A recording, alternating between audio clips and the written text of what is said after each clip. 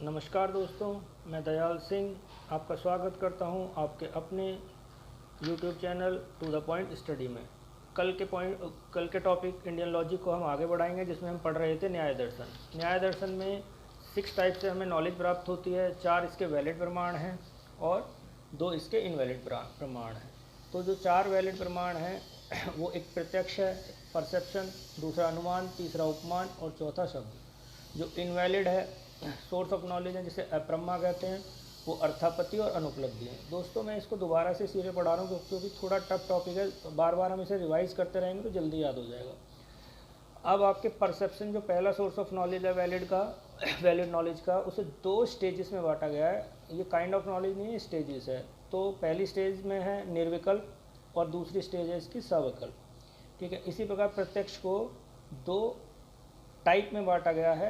उनको बोलते हैं हम लौकिक और दूसरे को बोलते हैं हम अलौकिक। लौकिक मतलब ऑर्डिनरी और अलौकिक मतलब एक्स्ट्रा ऑर्डिनरी।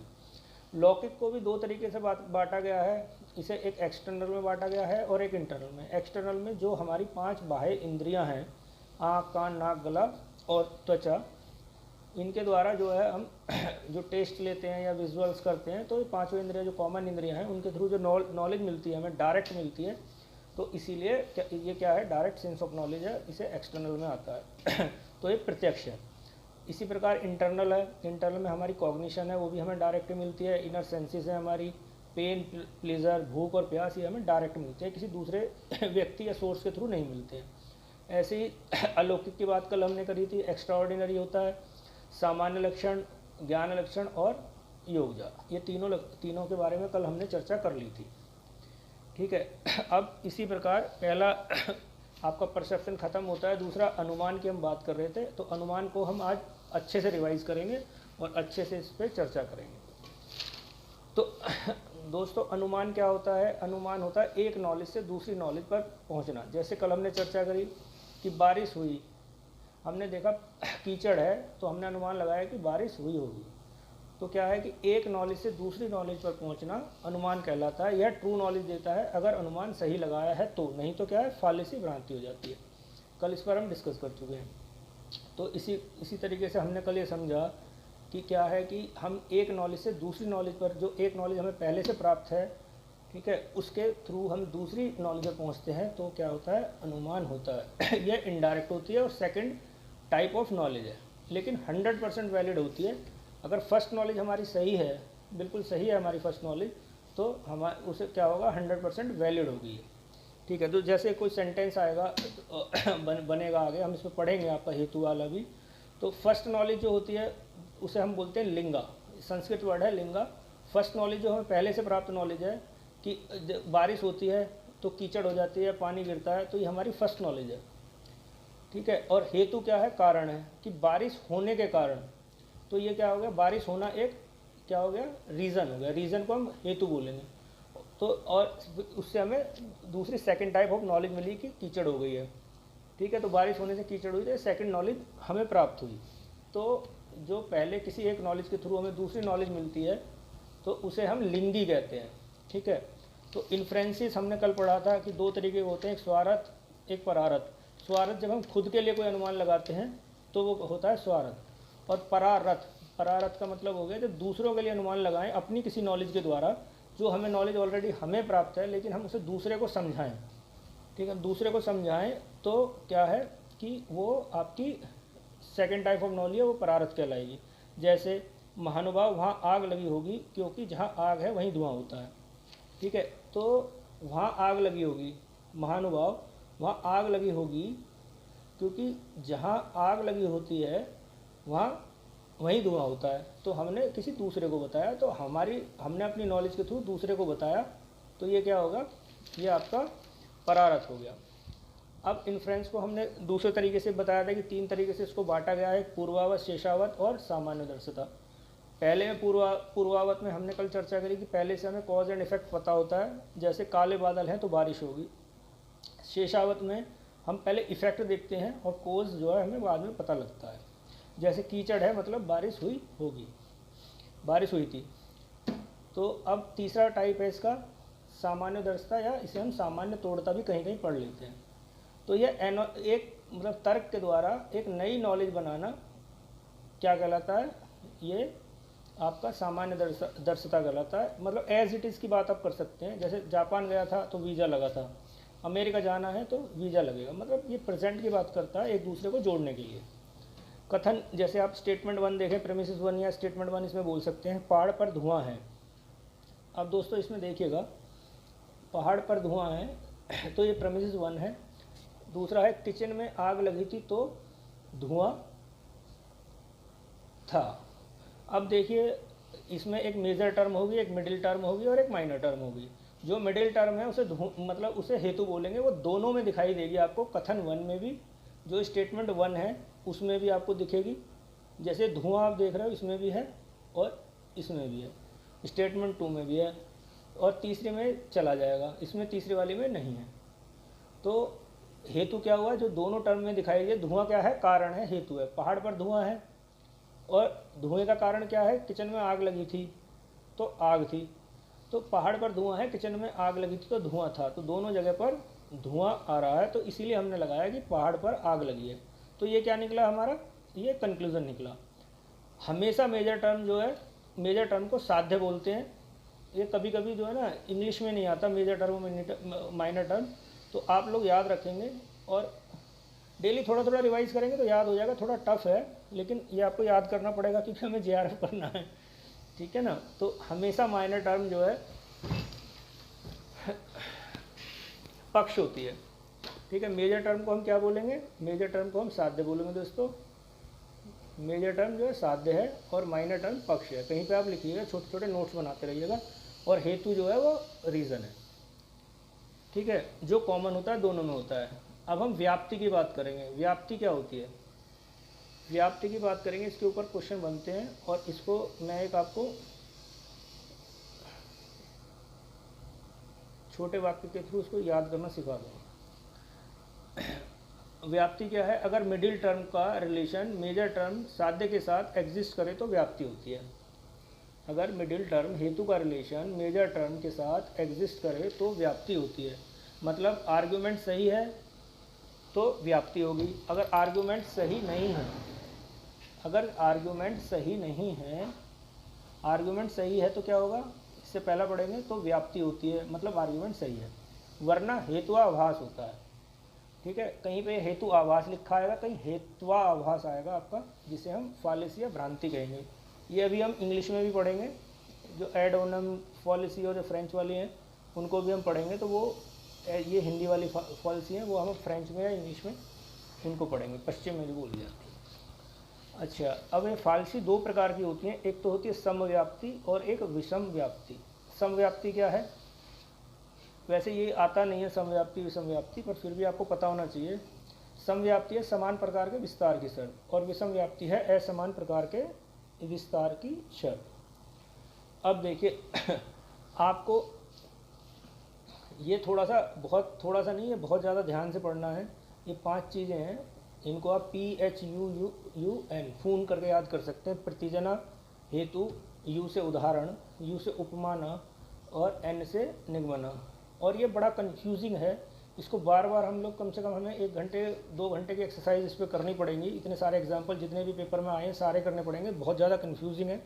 तो एक दूसरे से कैसे अलग अलग हैं वो मैं आपको समझाऊंगा। तो पहले प्रतिजना देखते हैं। पहले हम लोग थ्योरी पोर्शन करेंगे और फिर इसमें हम लोग जो प्रीवियस ईयर क्वेश्चंस हैं और जो मेरे पास एग्जाम्पल्स हैं उनको सारों को हम करेंगे। तो पहला है प्रतिजना। प्रतिजना क्या है, प्रतिजना या प्रतिज्ञा भी आ जाता है, कहीं कहीं लिखा है, इसे प्रीपोर्शन कहते हैं। इसमें क्या है, प्रीमिसेस 1 में जो प्रीपोर्शन कुछ स्थापित करने को कहती है, जैसे द माउंटेन इज़ फेरी, मतलब माउंटेन क्या है, फेरी है। अब इसमें हम हेतु देखेंगे, तो प्रीमिसेस 1 में जो कहा गया है उसका कारण हेतु है, बिकॉज इट हैज़ स्मोक। फेरी क्यों है, फेरी हमें क्यों दिखाई दे रहा है, क्योंकि वहाँ पे धुआं है। तो स्मोक क्या हो गया, इसका हेतु हो गया। अब उदाहरण, यू से उदाहरण आएगा, पूर्व ज्ञान का उदाहरण देंगे। वाट एवर है स्मोक इज फेरी, जहाँ भी क्या होता है, धुआं होता है, वहाँ वो फेरी होता है। जैसे किचन, क्योंकि किचन में हमने क्या देखा, धुआं था तो वो फेरी था। चौथा उपायना, पूर्व ज्ञान का वह प्रतिजना को जोड़कर एप्लीकेशन करेंगे तो निगमनात्मक तर्क की तरफ जाना, मतलब एक चीज़ से दूसरे की तरफ जाना एप्लीकेशन के द्वारा, वो कहलाएगा उपायना।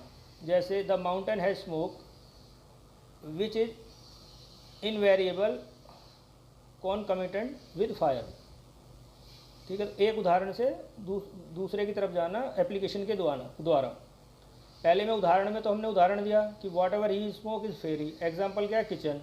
तो उसमें उपायना में क्या है कि पूर्व ज्ञान में प्रतिजना को जोड़कर, जो प्रतिजना जो है जिसे हम प्री पोर्शन कहते हैं, सबसे पहले हमने P1 पढ़ा है, तो सबसे पहले हमने पढ़ा है प्रतिजना ये, तो इसको जोड़कर जो इसका एप्लीकेशन के द्वारा जो हम निष्कर्ष निकालते हैं, निगमन की तरफ जाएंगे, फिर लास्ट में आएगा निगमन, कंक्लूजन।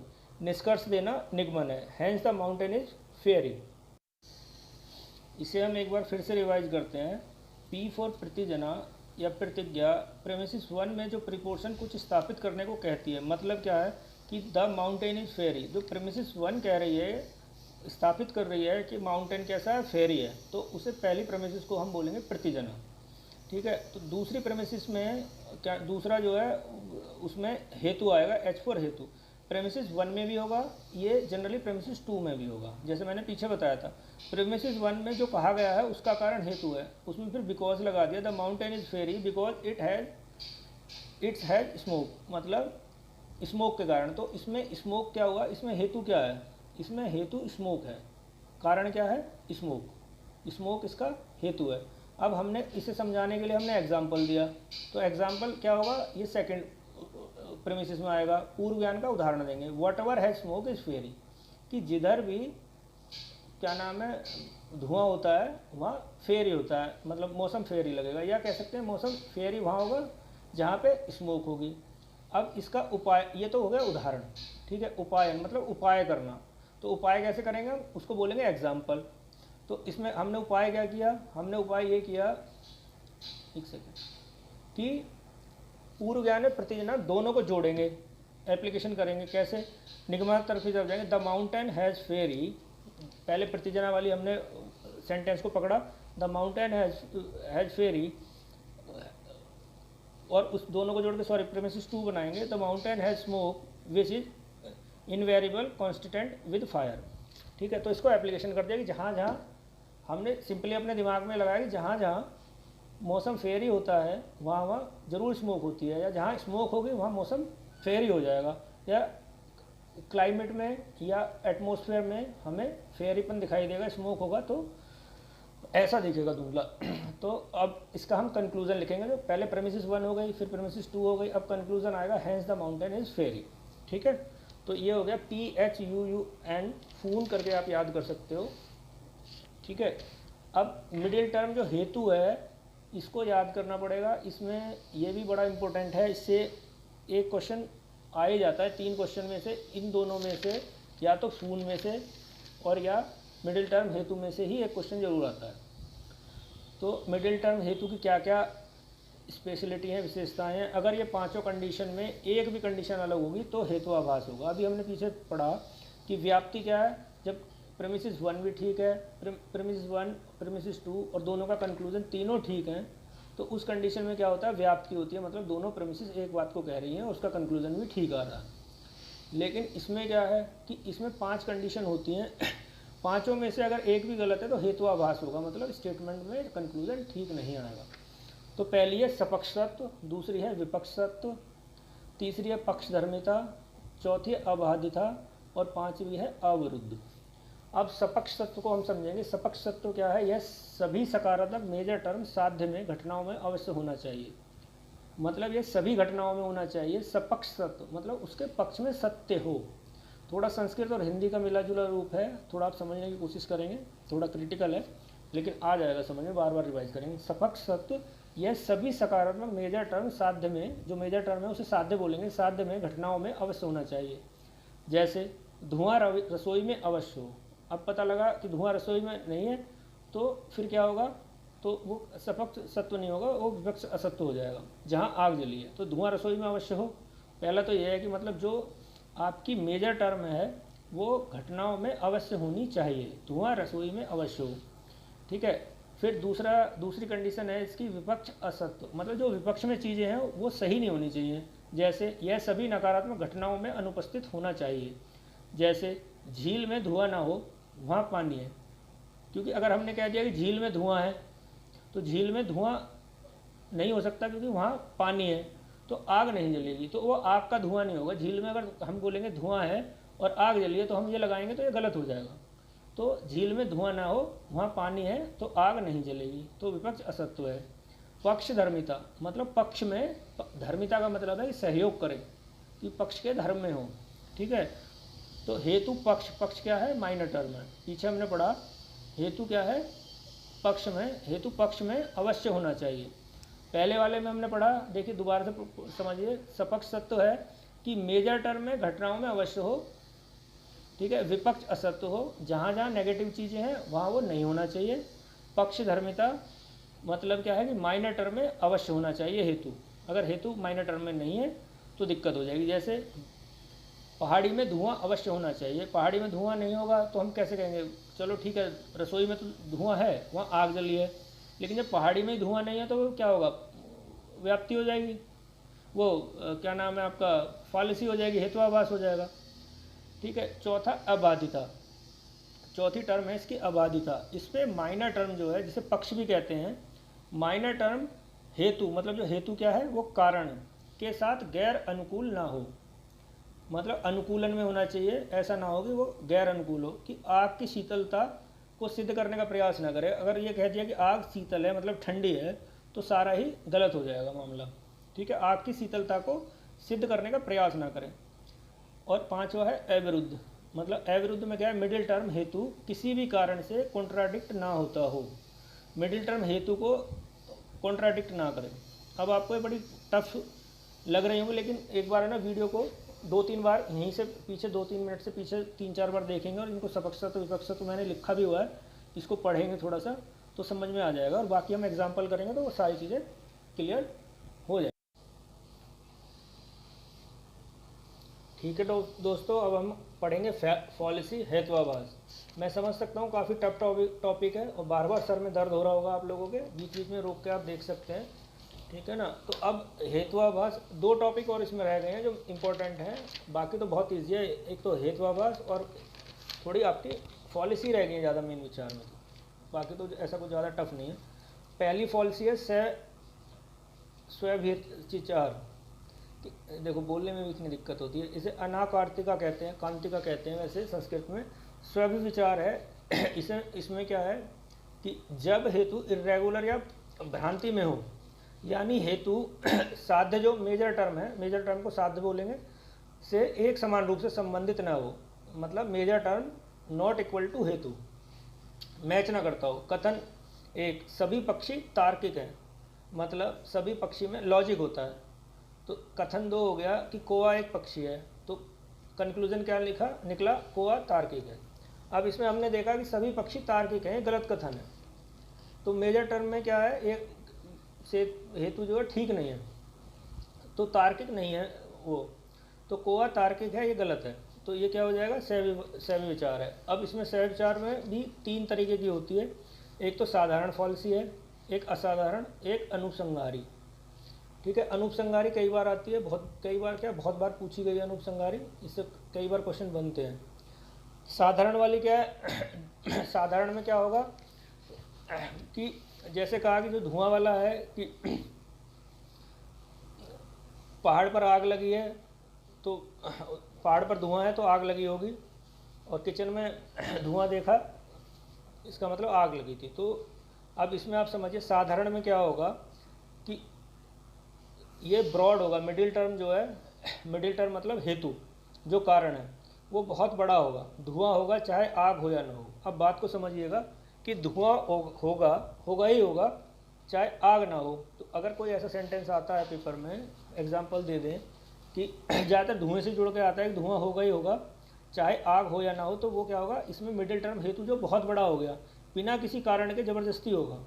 तो अगर ऐसा आता है तो ये क्या है, साधारण व्याप्ति है, मतलब इसका है कि सपक्ष सत्य और विपक्ष असत्य दोनों एक साथ हैं। सपक्ष तो सत्य होगा क्योंकि धुआं है तो ये सपक्ष तो सत्य होगा, चाहे आग हो या ना हो। तो ये, लेकिन ये विपक्ष में बात है और यह सत्य है। तो दोनों सपक्ष सत्य और विपक्ष सत्य जो हमने पीछे पढ़े थे अभी, 5 सपक्ष सत्य, विपक्ष असत्य, पक्षधर्मिता, और ये देखिए सपक्ष सत्य भी होगा इसमें और विपक्ष असत्य भी होगा। तो ये दोनों चीज़ें होंगी तो क्या होगा, स्वय विचार। कौन सा स्वय विचार होगा, साधारण स्वय विचार होगा। असाधारण में क्या होगा, आग होगी तो ही धुआं होगा। पहले वाले में क्या था, धुआं होगा चाहे आग हो या ना हो। इसमें क्या होगा, आग होगी तो ही धुआं होगा। तो ये क्या है, मिडल टर्म नैरो हो गई है कि धुआं बिना आग के होगा ही नहीं। मतलब जैसे पहाड़ों पर धुआं दिख रहा है तो वहाँ ज़बरदस्ती आग होगी, तो ये भी तो हेतुआभासी है, मतलब ये गलत है। तो इसमें क्या है, मिडिल टर्म जो है, कारण जो है बहुत नैरो कर दिया गया है कि आग होगी तो ही धुआं होगा। तो इस कंडीशन में क्या हुआ, ये भी फॉलिसी है, लेकिन इसको क्या बोलेंगे हम, असाधारण फॉलिसी। अब दोनों में ज़रा फ़र्क समझ लीजिए। साधारण में क्या करेंगे, मिडिल टर्म जो हेतु है उसको बहुत ब्रॉड टर्म में कर देंगे, कर दिया जाता है, और मिडिल टर्म नैरो हो जाती है तो असाधारण आती है। देखिए इसमें ज़्यादा ये आग और धुएं के एग्जाम्पल मिलेंगे आपको पेपर में, तो इसमें बहुत ज़्यादा डीप में चीज़ें नहीं पूछी जाती हैं, बहुत सिंपल तरीके से पूछी जाती हैं। तो इतना ही आपको देख के पता लग जाएगा जो एग्जाम्पल आएगा कि उसमें क्या हो रहा है। साधारण में क्या हुआ कि धुआं होगा चाहे आग हो या ना हो, ज़बरदस्ती होगा। और असाधारण में क्या है, आग होगी तो ही धुआं होगा, ज़बरदस्ती आग होगी। तो धुआं क्या कर दिया, नैरो कर दिया। ठीक है।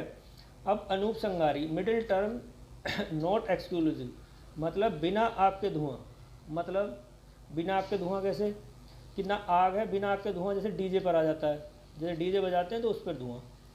ठीक है। अब दूसरे प्रकार की फॉल्सी आप देख लीजिए, मैं इसके बाद में ना एग्जांपल कराऊंगा तो आपको ये सारी चीज़ें क्लियर हो जाएंगी। अभी अगर पेपर में पूछ लिया जाता है कि स्वय विचार के कौन कौन से 3 वो हैं, रूप हैं, तो आप लिख सकते हो साधारण, साधारण, अनुपसंगारी, जिसमें ये तीनों ऑप्शन होंगे उसको आप टिक कर दीजिए। ठीक है। अभी फॉलिसी में आ रहा है, स्वय विचार के बाद आती है दूसरी फॉलिसी, विरुद्ध। विरुद्ध मतलब कॉन्ट्राडिक्टिव मिडिल होगा, वो भी एक स्टेटमेंट में ही। अब एक ही चीज़ में 2 चीज़ें एक दूसरे को कॉन्ट्राडिक्ट करेंगी, कॉन्ट्राडिक्ट मतलब विरुद्ध करेंगी। अब जैसे ध्वनि सनातन है क्योंकि यह उत्पन्न की जाती है। अब समझिएगा, ध्वनि सनातन है। सनातन क्या है, सनातन का मतलब होता है जिसे ना उत्पन्न किया जा सके ना नष्ट किया जा सके। अब आगे लिख दिया क्योंकि यह उत्पन्न की जा सकती है, तो इसका मतलब क्या हुआ, जब ये नष्ट, इसमें पहले कह दिया सनातन है तो ये विरुद्ध हो गया। इसको खुद का शत्रु भी कह सकते हैं एक तरीके से। तो ध्वनि सनातन है तो क्या होगा, ये आप देख के ही बता दोगे। इसी टाइप का एग्जाम्पल भी गिने चुने ही आएंगे, 30-40 एग्जाम्पल है जो मैं कराऊंगा, वही घुमा फिरा के वही आते हैं सारे पेपर में। ध्वनि सनातन है क्योंकि यह उत्पन्न की जा सकती है। तो ये, हाँ तो दोस्तों अभी हमने 2 प्रकार की व्याप्ति पढ़ ली है, एक तो स्वय विचार व्याप्ति और एक विरुद्ध। स्वय विचार में हमने 3 तरीके की पढ़ी। 3 तरीके कौन कौन सी, सपक्षत्व मतलब साधारण, एक असाधारण और एक अनुपसंगारी। और विरुद्ध में हमें पता लगा कि वो कॉन्ट्राडिक्ट करती है मिडिल एक ही स्टेटमेंट को। जैसे ध्वनि सनातन है क्योंकि यह उत्पन्न की जाती है, दोनों एक दूसरे को काट रही हैं, कॉन्ट्राडिक्ट कर रही हैं, तो वो क्या है, विरुद्ध है। अब दोस्तों इसमें ध्यान रखिएगा, बहुत छोटे छोटे से इसमें माइनर से फ़र्क है। अब जैसे आप ये देखिएगा, असिद्ध फॉलिसी। असिद्ध में क्या है, जिस आर्ग्यूमेंट में सिद्ध किया जाना शेष हो, मतलब जिसमें अभी कभी सिद्ध ना किया गया हो, ये उस टाइप की फॉलिसी है। जैसे स्काई लोटस एक लोटस है जिसमें प्राकृतिक लोटस जैसी फ्रेगनेंस है। अब देखिए, स्काई लोटस एक लोटस है जिसे किसी ने देखा ही नहीं है अभी तक।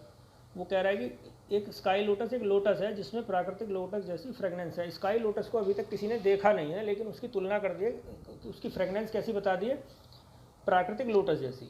तो अभी इसमें क्या है, सिद्ध किया जाना शेष है, तो ये पॉलिसी कैसी है, असिद्ध। दोस्तों एक बात और बताऊंगा, जितनी बार भी ये वाली पॉलिसी आई है असिद्ध पॉलिसी, उसमें हमेशा यही एग्जाम्पल आया, तो इसको आप रट लीजिए।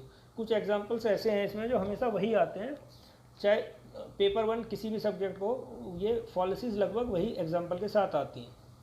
अब देखिए, सत प्रतिपक्षा, जब 2 कथन हो, मतलब प्रेमिसिस 1 हो और प्रेमिसिस 2 हो, एक कथन का हेतु दूसरे कथन के हेतु को काटे। मतलब एक स्टेटमेंट में, जो पहले स्टेटमेंट में जो हेतु दे रखा है वो दूसरे को काटे। जैसे पहला कह रहा है ध्वनि सनातनी है क्योंकि यह सुनाई देती है, ठीक है, सनातनी है क्योंकि सुनाई देती है। जबकि दूसरा कह रहा है ध्वनि सनातनी नहीं है क्योंकि बर्तन से उत्पन्न होती है। तो पहले में कह रहा है सनातनी है और दूसरे में कह रहा है सनातनी नहीं है। तो आप देखते ही पहचान लीजिएगा, अगर एक पहला वाला दूसरे को कॉन्ट्राडिक्ट करे तो उसमें आप अपने आप देख लीजिए कि सत प्रतिपक्षा हो जाएगा, ठीक है ना। तो इंटरमीडिएट कॉन्ट्राडिक्टेड मिडिल, ठीक है ना। तो ये आप समझ सकते हैं, ये हो गया चौथी आपकी सत प्रतिपक्षा। अब पांचवी जो लास्ट है आपकी वो है बाधिता। इसमें क्या होगा, कंक्लूजन में माइनर टर्म हेतु को गलत सिद्ध करती है। माइनर टर्म मतलब जैसे आप देखिए आग ठोस है इसीलिए ठंडी होती है, अब इसका कोई लेना देना ठोस होने से नहीं है। जबकि दूसरे वाले में क्या है, आग गर्म है क्योंकि मैंने छूकर देखा था। तो माइनर टर्म क्या होती है, जो पहले आती है, ठीक है ना। तो अब पहले में कह रहा आग ठोस है इसीलिए ठंडी होती है, और दूसरे में कहता आग गर्म है क्योंकि मैंने छूकर देखा था, ठीक है। तो इसमें क्या हो रहा है, एक दूसरे को माइनर टर्म जो हेतु को गलत सिद्ध कर रही है। अब दोस्तों इसमें छोटी छोटी चीज़ें होंगी, तो इन्हें चलो हम एग्जाम्पल जब करेंगे तो समझ में आ जाएगा, क्योंकि घुमा फिरा के यही एग्जाम्पल आएंगे आपके में। अब एक चीज़ और देख लीजिए, खैर यहाँ पे ये दिया हुआ है, मैंने नोट्स बनाया हुआ था। राइटिंग मेरी दोस्तों बहुत गंदी है, बहुत सुधार, लेकिन इसमें एक्चुअल क्या है, टॉपिक भी ऐसा था कि बार बार 5-6 जगह से लिया तो कहीं पे कुछ लिखा हुआ है, तो 3-4 जगह की चीज़ें मैच किए, फिर सारी चीज़ें मैच करने के बाद ये कंक्लूजन निकल के आया, ठीक है। तो साध्य क्या है, मेजर टर्म है आपकी, हेतु क्या है आपका, मिडिल टर्म है, और पक्ष क्या है, माइनर टर्म है, ठीक है। और फर्स्ट नॉलेज क्या है, अब मैं यहाँ से रिवाइज कर देता हूँ जो हमने उसमें पढ़ा था। फर्स्ट नॉलेज क्या होती है, फर्स्ट नॉलेज होती है हमारी लिंगा, और हेतु को बोलते हैं हम क्या, मिडिल टर्म, जो कारण है, मिडिल टर्म जो हेतु है। और जो हमें बाद में जो नॉलेज मिलती है वो मिलती है, उसे हम कहते हैं लिंगी। कई बार यहाँ से भी क्वेश्चन आ चुका है इस पर, ठीक है। अब असिद्ध फॉलिसी क्या है, अब ये 3 तरह की, इसमें बाधिता में ही 3 तरह की फॉलिसीज़ हैं, इनको आप देखिएगा। असिद्ध फॉलिसी, एक तो आश्रय असिद्ध है कि minor term is not real in nature, ठीक है। इसमें एग्जाम्पल देके ज़्यादा पूछा नहीं गया अभी तक, वो वैसे पूछ लेते हैं क्वेश्चन कि असिद्ध फॉलिसी क्या है, कि minor term is not real in nature, बाकी एग्जाम्पल में होगा तो देख लेंगे। स्वरूप असिद्ध या अस्वरूप भी आती है, ये जो बी दे रखी है दूसरी वाली,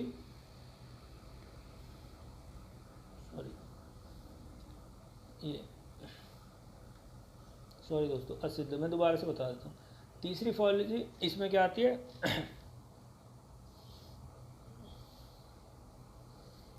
एक सेकंड होल्ड करिएगा।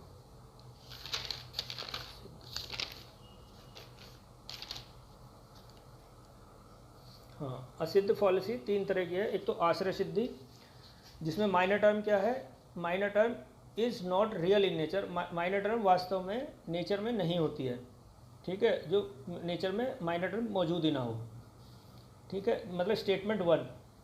तो अब दूसरी क्या है, अस्वरूप, स्वरूप असिद्ध या अस्वरूप। इसमें क्या है, minor term is not real, लेकिन हेतु क्या है, नेचर में हो सकती है, कि माइनर टर्म क्या है वो रियल ना हो। इसमें क्या है ना, माइनर टर्म है ना रियल में है ना हेतु में है, आश्रय सिद्धि में, आश्रय असिद्ध में। स्वरूप असिद्ध में क्या है, minor term is not real लेकिन मिडिल टर्म नेचर में हो सकती है। अब है व्यापा व्याप्त वो फॉलिसी, इसे बोल सकते हैं व्यापा व्याप्त असिद्ध हेतुआभास, अगर पूरा पढ़ेंगे तो व्याप्ति इज़ कंडीशनल इन नेचर। व्याप्ति जो कंडीशनल होती है, जब लाल गुलाब के फूल को मिरर के सामने रखें, पुष्प की लालिमा मिरर ले ले, तो रिलेशन के आधार पर, मतलब कैसी होगी कि हम कहेंगे पुष्प कैसा लालिमा दिखाई दे रही है मिरर में, तो लाल गुलाब के फूल की उसमें चली गई है। अब पीछे से कोई लाल लाइट आ रही है, पता नहीं है, हो सकता है पीछे से लाल लाइट हो या मिरर पे लाल लाइट आ रही हो, तो ये व्यापा व्याप्त वो है। वैसे इसमें से क्वेश्चन अभी तक आया नहीं है, बना नहीं है कोई व्यापा व्याप्त या इसके आगे। स्वरूप असिद्ध में तो आया है जरूर कोई क्वेश्चन, देख लेंगे उसमें। केवल अन्वय अच्छा, ये व्यापा व्याप्त जो है 3 तरह की होती है, इसमें से आता है, फिर व्यापा व्याप्त के में से ही इसमें से आता है। इसमें से बहुत बार क्वेश्चन आया है कि ये कौन सी व्याप्ति है। केवल अन्वय, केवल व्यात्री की, और अन्वय व्यात्री की, मतलब समझ लीजिएगा, केवल अन्वय और दूसरी, एक तो ये वाली केवल अन्वय, एक केवल व्यात्री की, और इसमें ये दोनों हो जाती है। ठीक है, पढ़ लेते हैं इसको। अगर मिडिल टर्म हेतु जो है पॉजिटिव हो, अगर मिडिल टर्म में हेतु जो है पॉजिटिव में है, चीज़ें पॉजिटिव में दिखा रहा है, तो मतलब क्या है, अन्वय है। और केवल व्यात्री की जब मिडिल टर्म जो है नेगेटिव में हो, ये पूछता है इसके उसमें। और अन्वय व्याप्ति क्या है, अगर हेतु एक टर्म में पॉजिटिव हो, दूसरी में नेगेटिव। ऐसा नहीं है कि पहली में ही पॉजिटिव होगा और दूसरी में नेगेटिव होगा, ऐसा भी हो सकता है पहली में नेगेटिव हो और दूसरी में पॉजिटिव हो। ठीक है, तो ये हमारी यहाँ पे ख़त्म हो जाती है आपकी इन्फ्रेंसिस। दोस्तों, इसको सबसे ज़्यादा इसमें अनुमान में बहुत ज़्यादा कन्फ्यूज़न है, बाकी तो आप कर लोगे। प्रत्यक्ष भी इजी है, इसके बाद वाले भी इजी हैं, उपमान भी, शब्दा भी, उन्हें भी हम कर ही लेते हैं, क्योंकि उपमान और इनमें ज़्यादा टाइम नहीं लगेगा, इसको हम ख़त्म कर लेते हैं। अब आ जाते हैं उपमान पर। उपमान क्या है? उपमान सिंपल एक कंपैरिजन है, जो एनालॉजी के क्वेश्चन करते हैं, किसी एक ऑब्जेक्ट का कथन दूसरे ऑब्जेक्ट से करना, दूसरी सिचुएशन से करना, तो ये क्या कहलाता है? ये उपमान कहलाता है। जैसे आपसे किसी ने कहा कि मर्सिडीज़ ने एक नई गाड़ी लॉन्च की है, 40 लाख की आ रही है, और उन्होंने कहा कि कैसी है, कि जो ऑडी में दूसरा वाला मॉडल आता है ई सीरीज़ का, या उसमें कोई एस सीरीज़ का आता है, बिल्कुल डिट्टो ऐसी है। या आपने सुना ही होगा, चांद सी महबूबा हो मेरी, तो उससे तुलना कर दी। तो इस टाइप के क्वेश्चन आते हैं उपमान में, देखते ही आप पहचान लोगे। एक ऑब्जेक्ट से दूसरे ऑब्जेक्ट की कंपेरिजन करेंगे ना, उपमान में क्वेश्चन आता है, बड़ा इजी क्वेश्चन आता है। कंपेरिजन जहाँ एनालॉजी दिखाई दे, ठीक है ना, जहाँ आपको तुलना करता हुआ दिखाई दे, वहाँ आप सीधा लगा देना उपमान है। अच्छा, चौथी वैलिड सोर्स ऑफ नॉलेज पे जाते हैं हम, शब्दा।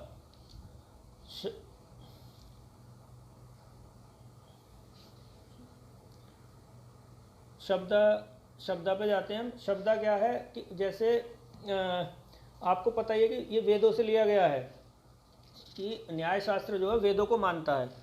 तो वेदों को मानता है, तो वेदों में जो लिखा गया उन हर एक शब्द को मानता है। तो शब्दा क्या है कि आंख बंद कर शब्दों को अक्षर सत्य जो माना जाए, वो क्या है, वो शब्दा है, टेस्टिमनी है। तो और जो बोलता है, जो शब्द जो बोलता है, जिसने वो शब्द दिए हैं, उसे बोलते हैं अपटा।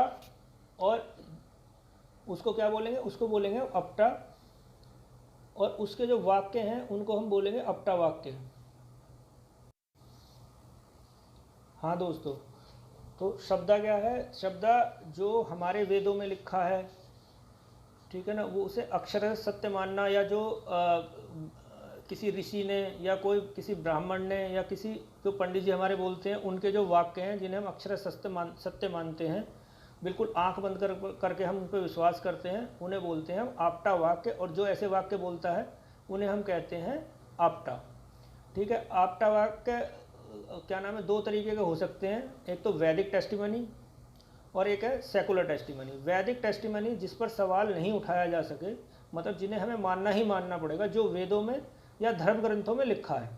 कि यहाँ बाइबल और कुरान लिख सकते हैं, लेकिन बाइबल और कुरान की तुलना हम यहाँ नहीं करेंगे, क्योंकि हम कर रहे हैं एक न्याय शास्त्र की, जो एक भारतीय दर्शन शास्त्र का क्या है, एक जो वेदों को मानने वाला है उस पर वो करता है। तो ये वैदिक टेस्टिमनी है। अब सेकुलर, या किसी और ने कुछ कहा कि भाई ये बात सही है, ठीक है, या ट्रस्टवर्दी पर्सन ने कह दिया, किसी साइंटिस्ट ने कह दिया, तो वो मानी भी जा सकती है और क्वेश्चनेबल है। ठीक है ना, तो ये क्वेश्चनेबल है। नो क्वेश्चन लिखा हुआ है गलती से, लेकिन ये क्वेश्चनेबल है। ये आफ्टर वाक्य तो है, लेकिन ट्रस्टवर्दी पर्सन ने कहा है तो ये इसमें नो क्वेश्चन है। लेकिन सेकुलर ने कहा है तो ये क्वेश्चनेबल है। ये मेरे नोट करने में थोड़ा सा फ़र्क हो गया वहाँ पे। हाँ, तो दोस्तों अगला वाला है आपका जो इनवैलिड सोर्स ऑफ नॉलेज बचे हैं। अब चारों सोर्स ऑफ नॉलेज नहीं, इसमें भी अभी रह गया है कुछ, सॉरी, इसमें अभी आपका रहेगा ट्रस्टवर्दी टेस्टिमोनी आपटा वाक्य की कंडीशन क्या है। अच्छा, उसमें जो सेकुलर है उस पर क्वेश्चनेबल है, और ट्रस्टवर्दी पे हम क्वेश्चनेबल नहीं करेंगे।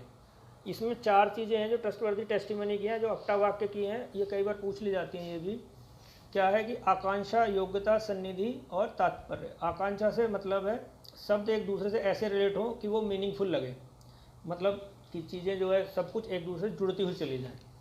ठीक है। योग्यता क्या है? शब्द एक दूसरे को न काटें, मतलब कॉन्ट्राडिक्ट ना करें। कि जैसे अब एक वाक्य बनता है कि मैंने गर्म आइसक्रीम खाई, अब आइसक्रीम को गर्म तो हो नहीं सकती, कॉन्ट्राडिक्ट कर रही है, तो ऐसा भी नहीं होना चाहिए। सन्निधि क्या है, आपटा वाक्य में शब्दों में लॉन्ग इंटरवल ना हो। अब जैसे कि मैं बहुत अच्छा गाना गा सकता हूँ, इस तरीके से भी ना हो। कई बार क्या होता है कि धीरे धीरे करके बोलने से या कुछ शब्दों को बोलने से उसका मीनिंग ही चेंज हो जाता है, कि 3-4 शब्द एक साथ बोले, फिर बीच में 2 कुछ बोले, फिर बाद में 3 कुछ बोले, तो बोलने तो कुछ और रिलेट कर गया था, उसका तात्पर्य कुछ और निकल आया। अब चौथी इसमें है तात्पर्य, कोई अच्छा रिजल्ट हो, मतलब आपटा वाक्य से कोई अच्छी चीज़ें निकलती हों, सेंटेंस या पैराग्राफ में तात्पर्य यानी कंक्लूजन साफ समझ में आना भी चाहिए, और जो सामने वाले व्यक्ति को अच्छा भी लगे, जिससे उसे धर्म की या कुछ अच्छी चीज़ों की उसे नॉलेज मिले, उसे ज्ञान बढ़े।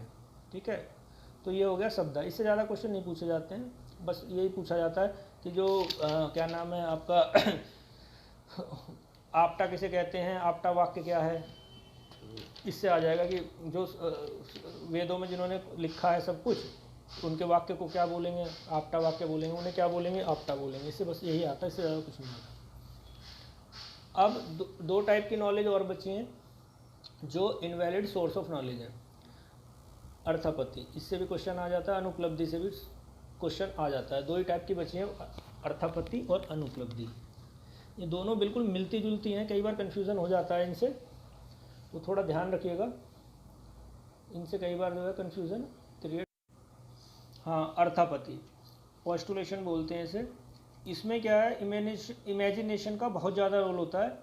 माइट बी पॉसिबल यानी ऐसा हुआ होगा तो ऐसा होगा, ऐसा होगा, सोचना, इमेजिनेशन करना। जैसे राहुल घर पर नहीं है, एग्जाम्पल है इसका कि राहुल घर पर नहीं है, तो हमने क्या कारण निकाला कि यार राहुल जिंदा तो है पर घर पर नहीं है। मतलब 100% सही नहीं होता, मतलब ज़रूरी नहीं कि ऐसा ही हुआ होगा। तो ज़्यादातर क्या करते हैं हम, इसमें जो एग्जाम्पल दिया होगा उससे कोई अर्थ की तरफ हम जा रहे होंगे, तो और थोड़ा पॉजिटिव भी होगा। जैसे राहुल जिंदा तो है पर घर पर नहीं है, मतलब पॉजिटिवनेस कुछ ज़्यादा दिखाई देगी। नहीं तो अर्थापत्ति और अनुपलब्धि में आप लोग कन्फ्यूजन कर लेंगे। अभी अनुपलब्धि भी आप समझिए पहले, दोनों में फिर डिस्टिंग्विशन करेंगे इनमें क्या फ़र्क है। अनुपलब्धि क्या है कि जब ना होने से भी ज्ञान मिले। उसमें क्या हो रहा था, उसमें केवल ये हो रहा था कि हाँ ठीक है, नहीं है पर जिंदा होगा, ठीक है, कोई दिक्कत नहीं। जब ना होने से भी ज्ञान मिले, ऐसी नॉलेज। जैसे कक्षा में बच्चे शोर मचा रहे हैं, तो शोर मचा रहे हैं तो एक तरीके का हमें एक क्रिया से हमें पता लग रहा है कि कुछ हो रहा है, तो निष्कर्ष क्या निकाला, कक्षा में अध्यापक नहीं है इसीलिए बच्चे शोर कर रहे हैं। ठीक है, मतलब बराबर वाली क्लासरूम से आवाज़ आ रही है बहुत तेज तेज, तो इधर वाली क्लासरूम में आप पढ़ा रहे हो तो आप सोचोगे यार बराबर वाली क्लास में शोर मच रहा है, तो इसका मतलब टीचर नहीं है, कहीं गया होगा। लेकिन ज़रूरी नहीं है, हो सकता है अध्यापक हो और क्या वो अपनी कॉपी चेक कर रहा हो या कुछ और काम में लगा हुआ हो, तो ऐसा हो सकता है। तो जहाँ पर जब न होने से भी ज्ञान मिले, ऐसी नॉलेज अनुपलब्धि कहलाती है। दोस्तों ये वीडियो यहीं पे समाप्त होती है। अब मैं इसके आपको एग्जाम्पल लेके आऊँगा, क्योंकि बहुत सारी चीज़ें हैं ये बहुत ज़्यादा एग्जाम्पल से ही क्लियर होंगी, एक दूसरे को कॉन्ट्राडिक्ट कर रही हैं। अभी आपको लग रहा होगा, अभी आपको लग रहा होगा कि यार ये मिडिल टर्म पढ़ ली, इसमें सपक्ष सत्य हो गया, विपक्ष असत्य हो गया, पक्ष धर्मिता हो गई, अबाधिता हो गई, अविरुद्ध हो गया, तो ऐसी फालिसी हैं, सह विचार वाली होगी, साधारण असाधारण अनुपसंहारी। बट ऐसा नहीं है, इनमें बहुत ज़्यादा डिफरेंस है। और छोटी छोटी चीज़ों से ही, क्योंकि आप जानते हो NTA UGC नेट तो बहुत छोटी छोटी चीज़ों से ही छोटे छोटे फ़र्क माइन्यूट से पकड़ता है, तभी करता है। अब रिसर्च से क्वेश्चन देख लीजिए, ऐसे छोटे छोटे उठ के आते हैं जिनमें बहुत कम फ़र्क होता है। सब्जेक्टिव क्वेश्चन अगर करे जाएँ तो आप 4 पेज का लिख के चले आएंगे, 10 में से आपको 9 नंबर मिल जाएंगे उस रिसर्च पे। अगर आपको लिखा दिया जाए कि नैरेटिव रिसर्च के बारे में लिखिए, तो आप 4 पेज का लिखाएंगे। लेकिन जब उसकी छोटी छोटी चीज़ें पूछी जाती हैं, केस स्टडी का लिखा जाएगा, तो उसमें पूछ लिया जाएगा क्वांटिटेटिव है, क्वालिटेटिव है, या इन डेप्थ स्टडी है, नहीं है तो बहुत सारी चीज़ें हैं। तो इसमें भी छोटे छोटे क्वेश्चन ही इसमें से अंदर से निकलेंगे, तो उन्हें हम अगली वीडियो में डिस्कस करेंगे। Thank you so much, thank you.